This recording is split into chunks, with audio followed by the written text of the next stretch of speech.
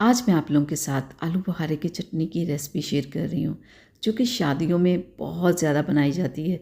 आज मैं बहुत आसान तरीके से आपको बताऊँगी कि आप किस तरह से आसानी से घर में बना सकते हैं। यहाँ पे मैंने लिया है आधा किलो आलू बुखारा, इसे हम थोड़ी देर के लिए भिगो देंगे, आधे घंटे के लिए। और इधर मैंने पैन में कुछ खड़े मसाले लिए हैं, काली मिर्च, ज़ीरा, दालचीनी, छोटी इलायची और लौंग। इन्हें रोस्ट करके हम पीस लेंगे। और इधर मैंने कढ़ाई में लिया काफ़ी सारा पानी और उसमें आलू बुखारा डाल दिया, ढक्कन लगा दिया 15 मिनट के लिए।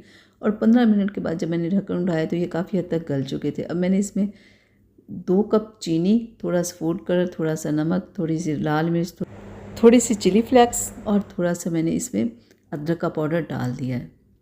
इसे मैं हल्की आंच पे पका रही हूँ, बहुत ज़्यादा आंच मैंने नहीं रखी और चम्मच आहिस्ता हिलाना है ताकि हमारे आलू बुखारे टूट ना जाए। यही सारी खूबसूरती होती है इसके, आलू बुखारा ना टूटे।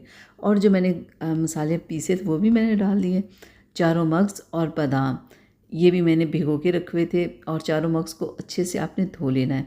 तो ये देखिए हल्की सी आंच पे मैंने इन्हें पकाया तकरीबन आधा घंटा। तो माशाल्लाह से ये देखिए ज़रा कितनी ज़बरदस्त हमारी यहाँ पे चटनी बन के तैयार है। तो आप भी ऐसे बनाइए, खाइएगा, देखिएगा, बहुत मज़ा आएगा।